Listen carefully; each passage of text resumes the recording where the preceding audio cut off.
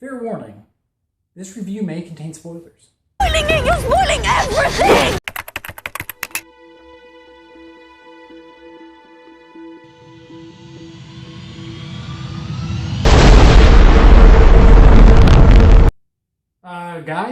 Guys, where'd you go?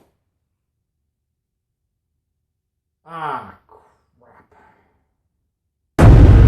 At around 4:30 a.m., our satellites detected a storm approaching the Ares 3 mission site on Mars.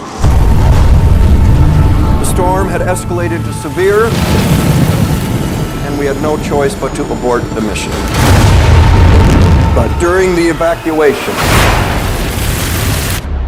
astronaut Mark Watney was killed.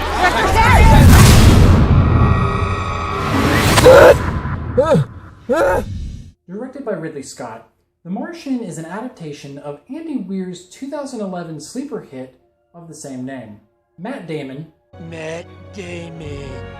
plays astronaut Mark Watney, who was accidentally left on the surface of Mars after Commander Melissa Lewis, played by Jessica Chastain, But it's 100. issues an emergency evacuation due to a bad dust storm. Using his knowledge as a botanist and the powers of science, Yes, science! Watney must find a way to survive for at least 4 years while NASA manager Vincent Kapoor, played by Chiwetel Ejiofor, Do you know what your sin is, Doctor? can bring him home. The movie also stars Jeff Daniels, Kristen Wiig, Michael Pena, Sean Bean, and Kate Mara. Now, before I get deeper into this review, I just have to say right off the bat, I thought this was a phenomenal movie. As a sci-fi nerd and just a science geek in general, I love the fact that the science they put into this is not only mostly realistic, but also for the stuff that isn't possible yet, it's extremely plausible and also built on theories and concepts that are already in development. Take, for instance, the ship that the crew travels in between Earth and Mars, the Hermes.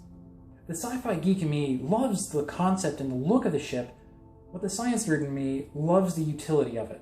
In case you aren't familiar, one of the biggest dangers with space travel, especially long-term space travel, is the effect of weightlessness on the human body. Since we obviously haven't developed the technology to manipulate gravity, one of the proposed theories for long-term space travel is to have ships that spin and using the centrifugal force to act as a sort of artificial gravity.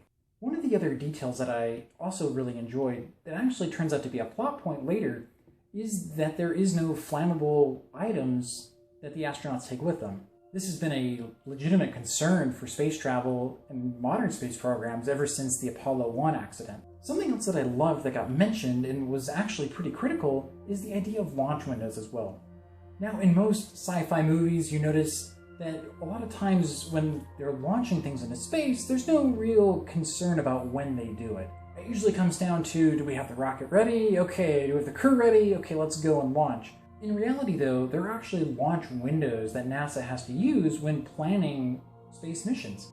Now, launch windows are important because they determine about how long it takes to get from our planet to wherever you're going. As you can see in this computer simulation, because the Earth revolves around the Sun faster than Mars, there are different times when the Earth is closer to Mars and other times when it's further apart. Generally, when the Earth is approaching Mars or getting closer, these are generally the better opportunities to launch missions. Because the movie is aware of these launch windows and the rarity of them, this is part of the reason why Mark Watney has to survive so long on Mars before anybody can come and get him. Something else that I really appreciated about this movie is the fact that it showed how Mark Watney had to jerry-rig different pieces of equipment in order to survive. It reminded me a lot of Apollo 13 and how the guys on the ground were having to test out these things before the astronauts did them in the space capsule. It provided a deeper sense of realism to me because it felt like, just like in real life, how NASA would do anything and everything to help one of its astronauts survive. A lot of times you'll notice in different space movies that when an incident or an accident occurs, it seems like the crew is on their own. There's no help from NASA or any kind of other space agents. While it may make it a more dramatic film in that you're on your own, it's not very realistic. Space exploration is dangerous. And for our astronauts currently in space, or even if they were on another planet, NASA would be all over their status to make sure that they're okay and provide them really anything that they can. So it was really great seeing that in this film, that really they were doing everything possible to help him out and help him survive. Given how much I like this movie, I won't say that it doesn't have a few faults.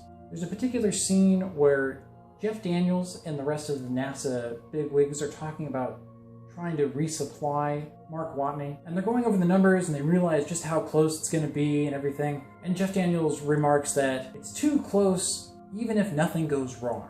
And in the very next scene, something pretty catastrophic happened. I remember sitting in the theater when this happened, and my immediate thought was, wow, that's cliched. Now, I haven't read the book that this movie was based on. However, with my general book knowledge, I know that pacing in a book and pacing in a movie is different. Obviously, with a novel, you can stretch things out. Scenes that realistically happen in short order can be given the space that they need for it to be more impacting emotionally, just by including description or just through the sheer length of a book.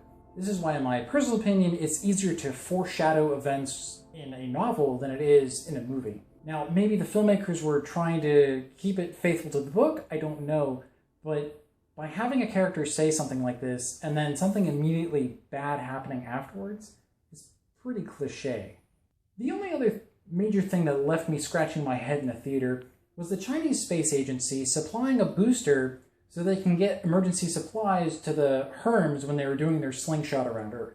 Now, while I'm all for cooperation in space, which it seems like that's the future of space travel and space exploration, the reason why I bring this up as kind of a head-scratcher is they mention in the film that this particular booster that the Chinese Space Agency has was previously classified.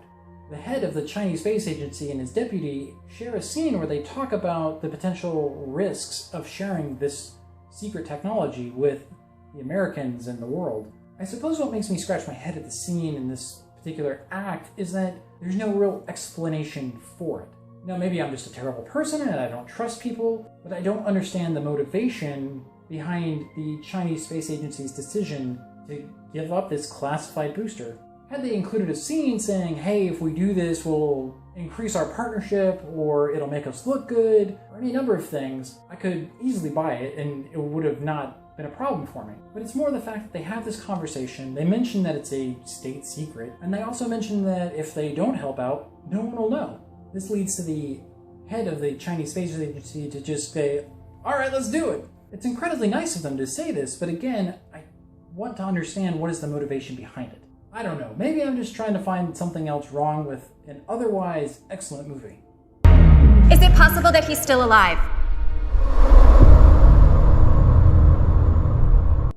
So that's my thoughts on The Martian. What did you guys think? Did you enjoy the movie? Or did you think it was the worst thing that Ridley Scott's done since Prometheus? Be sure to leave a comment down in the comment section below. Well, since those assholes left me here, I'm just going to do the old-fashioned way. When to beam up.